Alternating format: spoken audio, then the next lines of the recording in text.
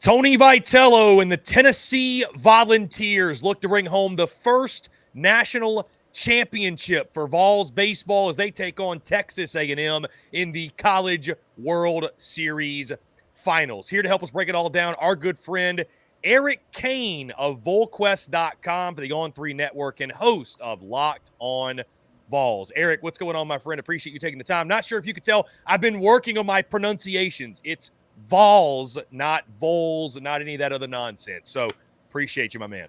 Repetitions, man. Repetitions, you'll get there. But no, it's things are good. Things are good here in Omaha. Obviously, Tennessee's playing well. Business is booming, and it's been a fun week out here in the Midwest. Albeit the weather's been a little all over the place, but it's been fun.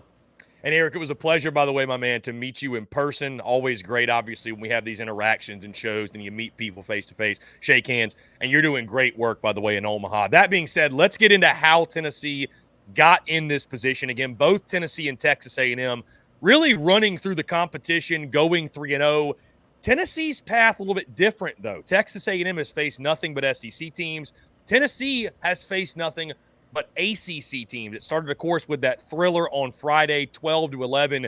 What an incredible game. What a comeback that was. Then Tennessee taking care of business, 6-1 against UNC on Sunday and 7-2 against Florida State yet again yesterday. So your thoughts on the Vols, what you've seen to this point, just how they got here, and what stood out to you most from those three victories? Tennessee, just the good baseball that's here. It's kind of funny I say that because Friday night, Tennessee's opening game, the first couple of innings of that game for both FSU and Tennessee, it was anything but crisp. It was anything but elite defensively. I mean, it looked kind of bad, to be honest with you, but, I mean, it changed in a hurry, and you just see so many guys that can hit, and you see so many guys that can pitch, and you've seen some just incredible defensive plays, not just from Tennessee, but, from all over, these 8 teams that were originally here, and I know we're down to 2 now, but it's been a show. I think that anyone who came to Omaha, and of course the NCAA, I think the city of Omaha, that college baseball, I think everybody's really pleased with how everything's turned out so far. And then, of course, you got these 2 teams. We'll see what happens. But, for Tennessee, just, that Friday game, it was, clawing. It was, just doing whatever you could to get back in that game when you went down 9-4 at one point. And, of course, you know about the history of Christian Moore, which was just phenomenal. And not just the cyclist. Remember, he doubled and scored the game-tying run in the 9th inning as well. But just the no-quit attitude and what Tennessee was able to accomplish in that game. And then the pitching really wasn't good in that game for Tennessee. The pitching has been really good in the 2 games since. Drew Beam shoved. Xander Sechrest shoved on Wednesday against Florida State. And of course, Tennessee's got some timely hitting. So it's been fun to watch. Tennessee's looked really, really good. Let's see if they can finish the job. I think that obviously Tennessee's, good enough to do just that. But it's been a really, really good week here in Omaha. And I think that the message from the team is, they're excited that they're here, but they know that, the job's not done. Looking at the championship series, Eric, talking with Texas A&M folks, obviously we knew Braden Montgomery is out. Jace Lavallette's dealing with a hamstring. They're kind of banged up. What's the health, the status of Tennessee right now? Are they dealing with anything we don't know about, or are the Vols, would you say, healthy and ready to go for this weekend? I think there's always something we don't know about. Nobody's 100% this time. It's like football, right? You walk in, if you get somebody to practice, you're like, well, this guy was in a red jersey. This guy was in a red jersey throughout the week. But to answer your question, Hunter Inslee's the big one right now. He's Tennessee's starting center fielder, and gosh, what a catch against North Carolina in that second or third inning, whatever it was, and sprinting, making the catch, and just crashing into the wall. I know you went up and you got the eye black on the wall there. That was a pretty good video. But he stayed in the game, which was encouraging, and he had 2 at bats. And he said after Wednesday's game when he DH'd, he wasn't playing center field, that he's still dealing with a little bit of a lower body injury right now. But coming out of the box, he can feel it a little bit. But he thinks in 3 days' time that he's going to be full go, ready to roll. So he's the biggest one. And obviously you want him in center field because he's great. But Kavaris Tears slid over and played center field, and he made a nice catch of his own against Florida State on Wednesday. So he's the big one, but at least he was in the lineup hitting, and he's your number 5 hitter, and so that's a big deal. Outside of that, outside of just some little soreness here, I think Tennessee's in a pretty good shape right now. Nate Snead got hit with a comebacker late in the game last night. He quickly waved off the trainer who came out there, so finished the inning, finished the ball game. He looked like he was fine. I don't think Tennessee's in a situation like Texas A&M is in right now, and thankfully for Vol fans, that's good news. Eric, the thing that's really jumped out to me in Omaha is the defense that Tennessee's been playing. You mentioned the catch Hunter Rensley had, but it seems like every game, right? I mean, I think the joke running right now is 70% of the earth is covered by water. The other 30% is covered by whoever's playing outfield for Tennessee. Like, it just, they're all over the place. How impressed have you been? Is this something that's been happening all year and folks just weren't paying attention? Because when we think about Tennessee, we think about the big bashers in the lineup. We think about the studs on the mound, but the defense has really stood out to me. Yeah, I mean, Tennessee's been able to flash the leather all year long. This was not a good defensive team a year ago. This was not a great defensive team 2 years ago, but it was just kind of overshadowed by the dominance that was that lineup and really that pitching staff in 2022. Christian Moore is not a Gold Glove second baseman, but he has improved so much, and he is more than reliable at second base right now for Tennessee. He'll still make an occasional error for sure. He's made I think 2 already here in Omaha, which isn't great, but he's also made a couple really, really nice plays. Blake Burke was not a very good defensive first baseman last year. He's a Gold Glover over there at first base right now, and so Hunter Rensley and Kavaris Tears have always been really good defensively in the outfield. So yeah, I mean, Tennessee this year's been pretty good defensively, but it's just the heads-up play. I mean, you had runners at second and third, no outs in the in the top of the third inning yesterday against Florida State. Bad base running, I recognize that, but you're not playing in. Your shortstop, true freshman Dean Curley's playing back. He fields a grounder, sees the guy go home, and just throws it home, gets the out. Normally, you're like, well, just don't worry about that. Go to first. Heads-up play, gets him out. That was good. And then a double play to get out of the inning. So you had that. You've had the catches. Yeah, Tennessee's been flashing the leather, so it's been really, really impressive. Not surprised, but maybe surprised at the volume that they've done it so far here in 3 games. But you're on the big stage. Winners go and make plays, and that's what Tennessee's defense has been doing. Eric, zeroing in on this weekend, the championship series, Tennessee, Texas A&M. What's really exciting, Eric, somebody's going to win a national title that never has before. We're going to have a new champion crown.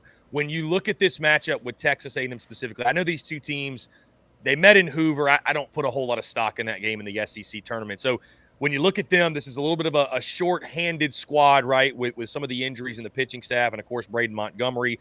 But what are some of the challenges you see that they present? Because obviously still they're one of the best teams in college baseball to be at this point.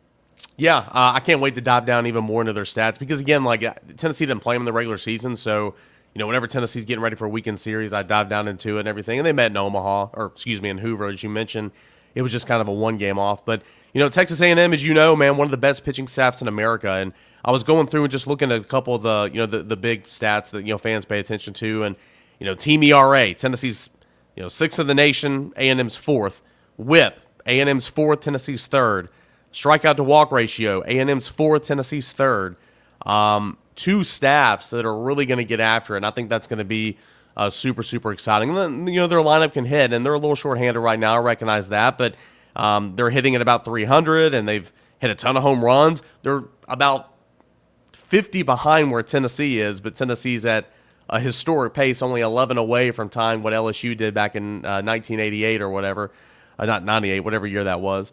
But A&M's just really well-rounded, a club that can hit. And sure, Bray Montgomery's not playing. We'll see about some of those other guys that are banged up right now. But well-rounded, they can hit for power. They run a little bit as well. But the pitching is what stands out to me. And if you have arms, you're going to go a long way. And that's kind of what Tennessee's always had here under Tony Vitello and Frank Anderson. Even when they were kind of turning into what they are now, they had some arms that they could count on, and A&M definitely has that. And so I think this could be low scoring for Tennessee. I mean, everybody's going to be rested, right? I mean, everybody's going to be on good rest, except if maybe you go to Game 3, Xander Sechrest would be a day or 2 short. But it's the end of the season, so I'm looking forward to seeing some low scoring.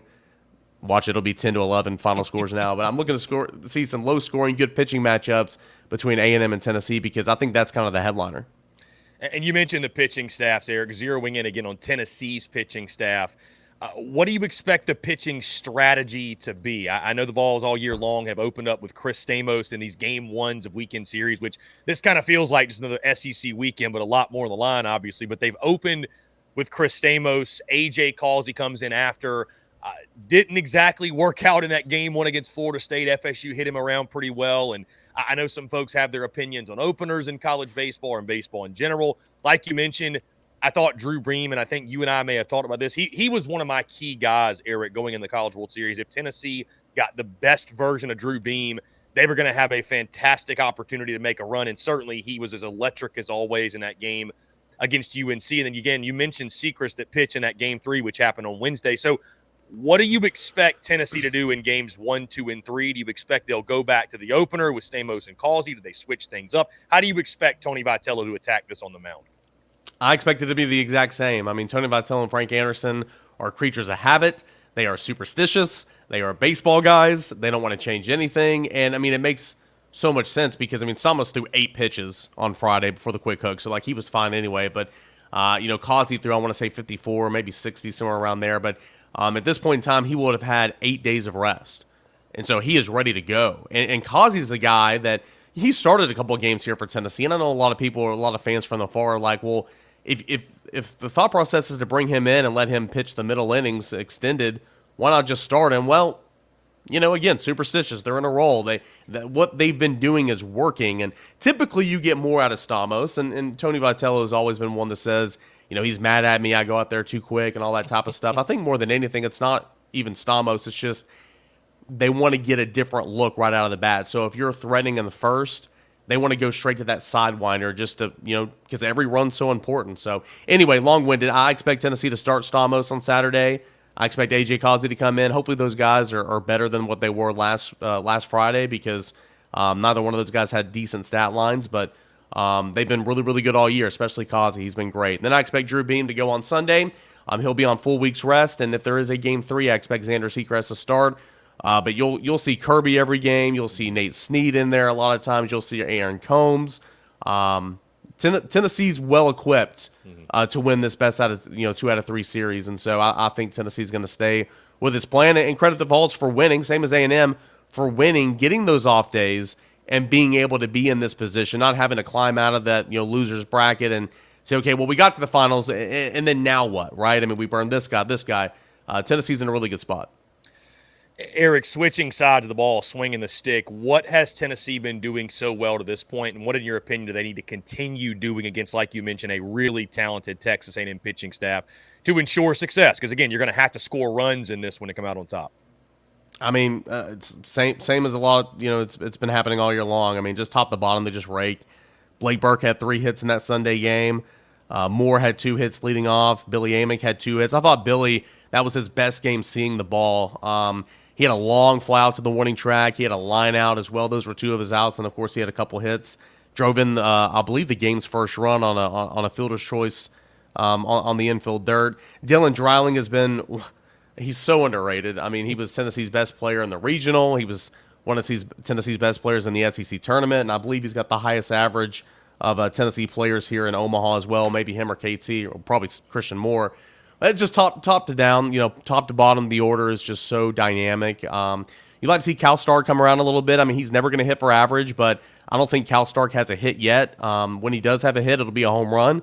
So that's exciting, but just continue to do that, work in the counts. Hunter Inslee, stay in the lineup. It was good to see him, even though he wasn't playing center field.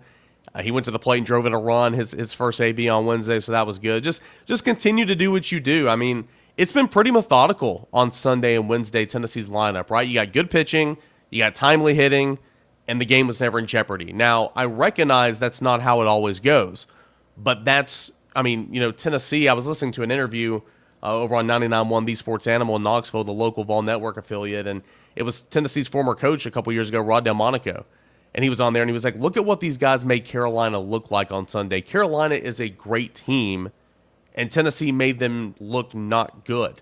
That's just when everything's clicking for Tennessee, they can make good teams look like that. So just continue to do you. Work into counts, have timely hitting, and Tennessee should be okay, in my opinion. Eric, I've posed this same question to you over the last couple weeks, and I'll do so yet again. When you look at this best-of-3 series, Tennessee, Texas A&M, it's all on the line. Is there a key player you look at for this one, and the X factor, what Tennessee needs to do to be hoisting that trophy come series end?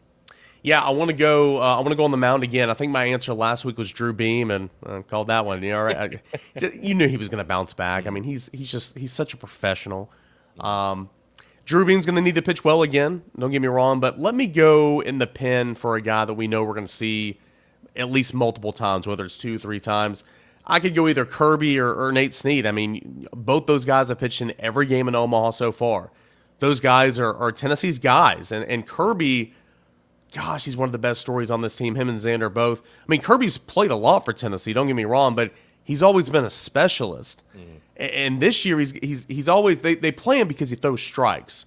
You know, bring him in a jam. It's like, okay, well, some runs might score, but we know he's going to throw strikes and give our defense a chance. This year, got a little bit of moving, got a little bit of wiggle, and he's striking guys out, and he's looking great in the process. So give me Kirby Cannell. And not that I wouldn't have said that he wouldn't have played a role in this team before the season, but it's just mind-blowing thinking back to maybe February saying, okay, who's the key for Tennessee to win the World Series?